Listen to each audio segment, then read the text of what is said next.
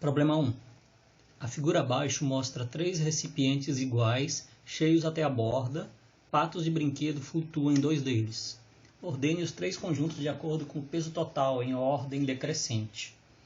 Então aqui a diferença entre as 3 situações é a presença ou não do pato. Então tudo que a gente precisa identificar é qual é o peso do pato. E notem que na situação B e na situação C existe menos água no recipiente do que na situação A. Então tudo que tem a ver tudo que nós precisamos fazer é comparar a água que é removida, quer dizer, a água que é deslocada pelo pato, com o peso do próprio pato, para saber se, digamos, para nós podermos ordenar aqui os objetos de acordo com a ordem crescente de peso. Então, por exemplo, na situação B, nós sabemos que esse pato está em equilíbrio. Ele estando em equilíbrio, isso significa que o peso é igual ao empuxo. Peso sendo igual ao empuxo, isso significa também que o peso do pato é igual ao peso dessa quantidade de água aqui, porque isso é exatamente o princípio de Arquimedes, né? O empuxo é igual ao peso da água que o pato desloca. Então a gente conclui que o peso do pato é exatamente igual ao peso da água que foi removida da situação A para a situação B. Consequentemente, o peso na situação A, o peso total, né, do sistema na situação A é igual ao peso na situação B. A mesma coisa vai acontecer na situação C, né? Só que agora tudo que acontece é que o pato ele é mais pesado. O pato sendo mais pesado, ele desloca mais água, né? Novamente, eu vou precisar ter peso igual a empuxo. Então, tem peso e empuxo. Peso sendo igual a empuxo, isso significa que o peso da água que o pato desloca é igual ao peso do próprio pato. Tá? Logo, novamente, eu tenho igualdade. Né? Então, no momento que eu coloco o pato aqui, está sendo removido uma certa quantidade de água, mas o peso do pato é exatamente igual à quantidade de água que foi removida. Portanto, o peso não muda. Então, as 3 situações têm pesos iguais. Na figura a seguir, uma bola de constante elástica 3 vezes 10 a quarta newtons por metro liga uma viga rígida ao êmbolo de saída de um macaco hidráulico. Um recipiente vazio de massa desprezível está sobre o êmbolo de entrada. O êmbolo de entrada tem uma área AE e o êmbolo de saída tem uma área 18 vezes AE. Inicialmente, a mola está relaxada. Quantos quilogramas de areia devem ser despejados lentamente no recipiente para que a mola sofra uma compressão de 5 centímetros?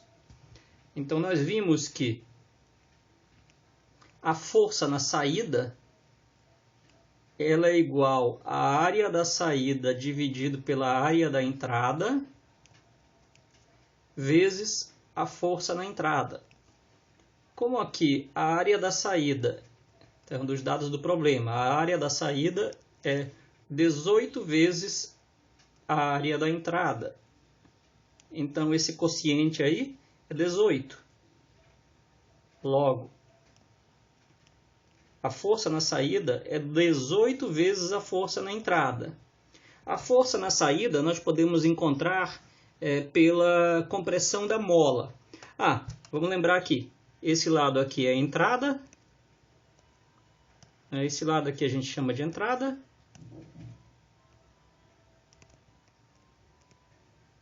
E aqui é a saída. Então, é a entrada da força, então a gente aplica uma força aqui desse lado. E vai sair com uma força maior aqui do lado direito. Aqui é a força da entrada, aqui é a força na saída. A força na saída, a gente vê que ela é capaz de comprimir a mola de 5 centímetros. Então, isso significa que o módulo dessa força na saída, tá? Eu não vou colocar o sinal. Eu só quero o módulo da força na saída. Então eu vou usar a lei de Hooke, mas eu não vou colocar o sinal negativo. A força ela é igual a constante elástica vezes a deformação, onde a constante elástica é 3 vezes 10 a quarta e a deformação é 5 centímetros. Como a constante elástica está no Sistema Internacional de Unidades, eu preciso fazer a mesma coisa com a compressão. Então 5 centímetros é 5 vezes 10 a menos 2 metros. Logo, a força na saída é 15 vezes 10 ao quadrado, ou 1.500 newtons. Então nós temos uma força de 1.500 newtons e vamos ver agora então qual deve ser a força na entrada. A força na entrada ela tá bem aqui. Força da entrada ela é força na saída dividido por 18. Então isso significa que a força na entrada ela é de aproximadamente 83,3 newtons. Aí a pergunta é, qual é a massa de areia, né? Quantos quilos de areia devem ser despejados? Então, eu sei que o peso, ou a força na entrada, ela é o peso de areia, né? Então, ela é a massa da areia vezes a aceleração da gravidade. Então, a massa de areia que deve ser despejada é aproximadamente 83,3 sobre a aceleração da gravidade, que é 9,8 metros por segundo ao quadrado. Isso aí vai dar uma massa de areia de aproximadamente 8,5 kg.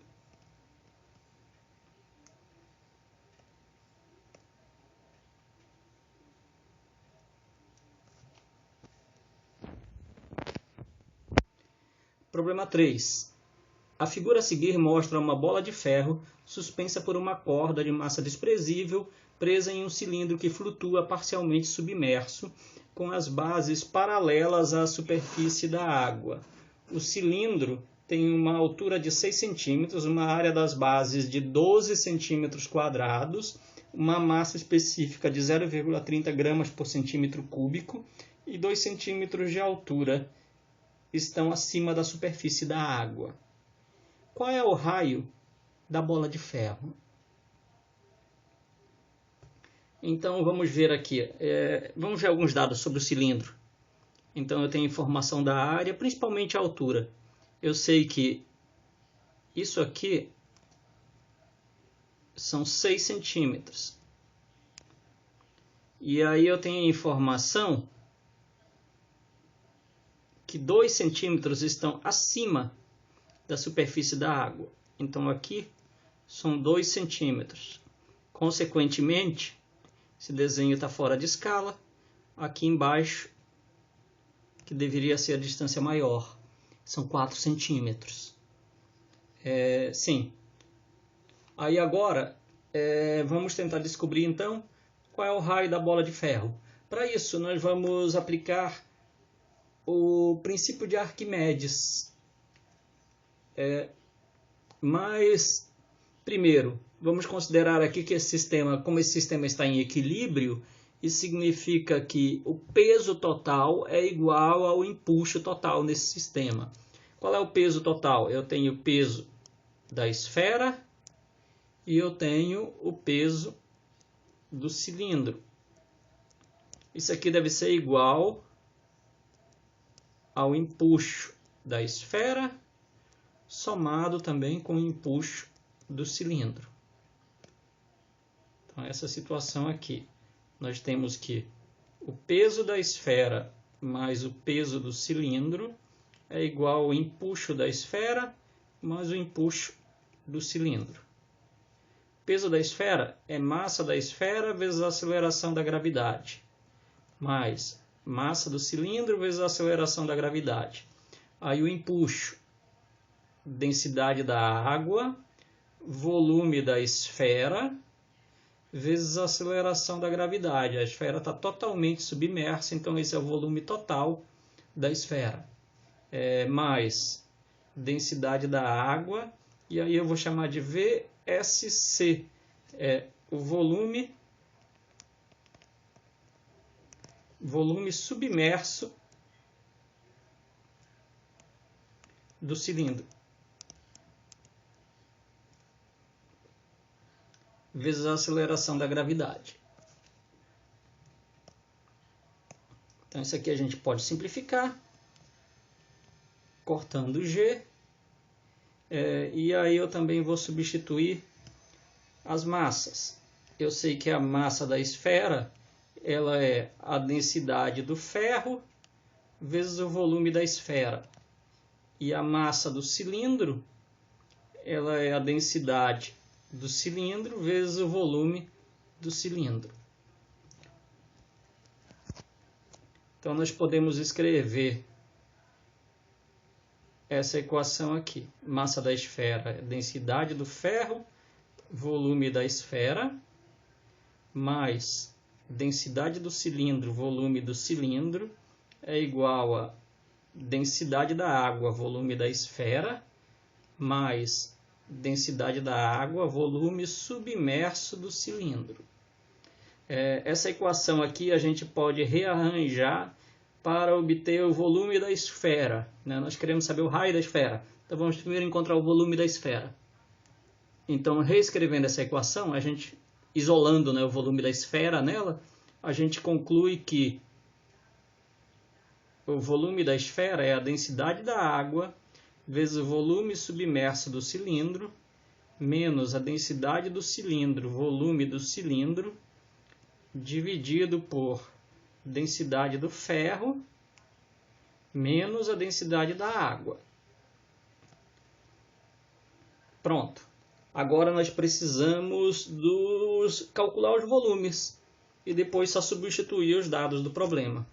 Então, o volume do cilindro é a área da base, que é 12 centímetros quadrados, vezes a altura, que é 6 centímetros. Isso vai dar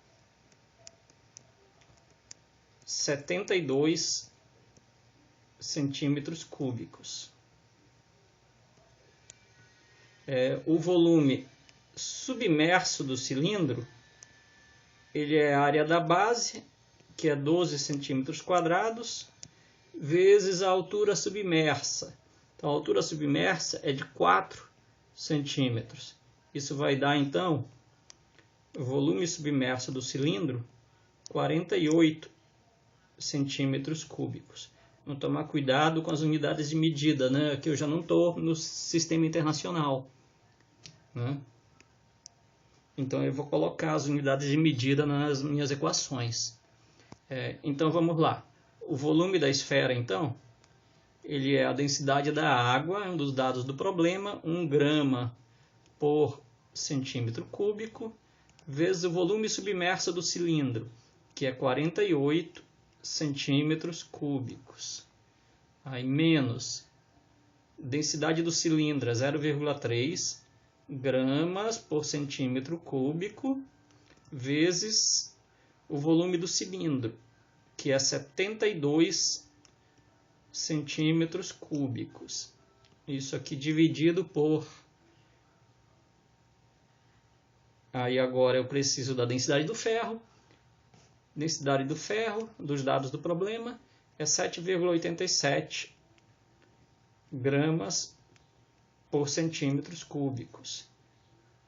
Menos a densidade da água, que é 1 grama por centímetro cúbico. Então, a primeira coisa que a gente pode fazer é simplificar aqui, né? Então, aqui eu tenho centímetro cúbico dividido por centímetro cúbico. Centímetro cúbico por centímetro cúbico. Aí, aqui em cima também eu tenho gramas, dividido por gramas também. Tá? Então, vai sobrar 1 sobre centímetro cúbico.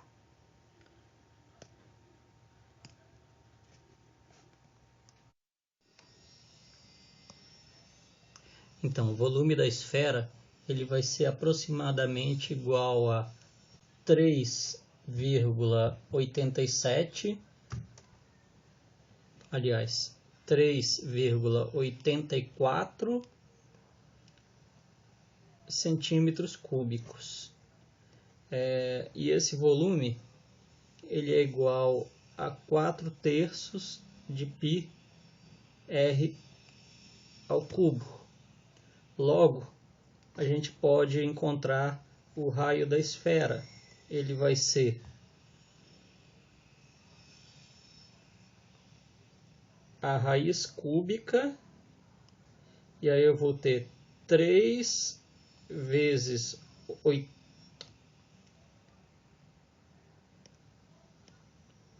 3 vezes 3,84 sobre 4π, que vai dar aproximadamente 0,97 centímetros.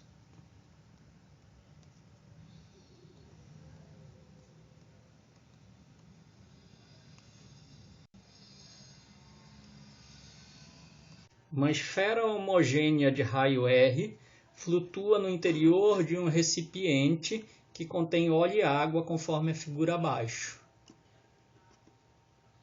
A esfera flutua com metade de seu volume na água e metade no óleo. Qual a densidade da esfera? E aí eu tenho os dados, que são a densidade do óleo e a densidade da água. Então notem, essa esfera está flutuando, consequentemente o peso dela é igual ao empuxo. Nós temos peso igual ao empuxo, que é a condição de equilíbrio aí. Então, primeiro vamos determinar qual é. Vamos escrever aqui o peso da esfera, né? O peso da esfera é a massa da esfera vezes a aceleração da gravidade, né? Onde aqui, isso aqui é a massa da esfera. Isso aqui deve ser igual ao empuxo. Agora, qual é o empuxo?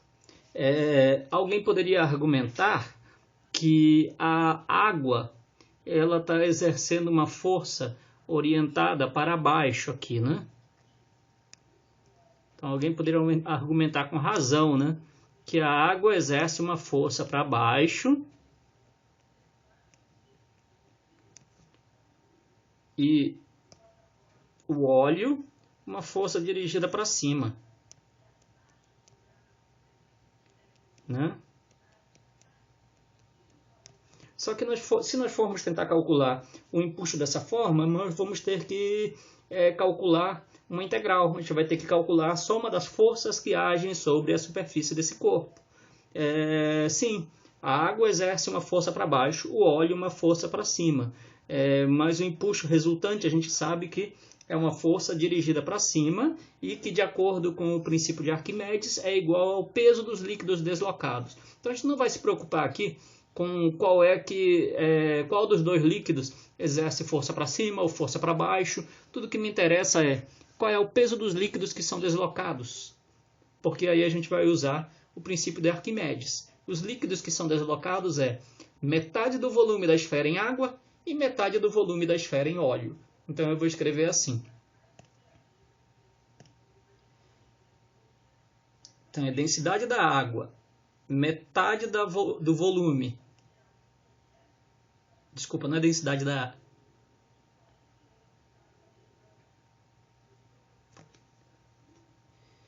É densidade da água. Então vou colocar aqui densidade da água e densidade do óleo, né? Então vai ser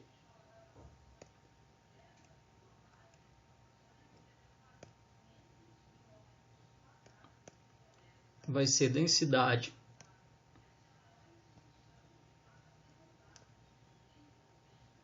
da água, aí eu tenho metade do volume da esfera está na água, mais a densidade do óleo, metade do volume, vezes G. Pronto. Aí aqui eu posso simplificar e isolar o valor da massa da esfera. Então a massa da esfera ela é densidade da água mais densidade do óleo dividido por 2 vezes G. Desculpe-me. Vezes V. Aí agora eu sei que a massa da esfera dividido pelo volume dela é igual à densidade. É igual à densidade da esfera. A densidade da esfera, então, ela vai ser densidade da água mais densidade do óleo dividido por 2. Ou seja, a densidade da esfera é 1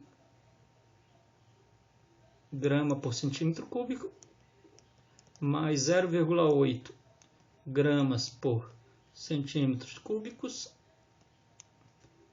dividido por 2. Ou seja,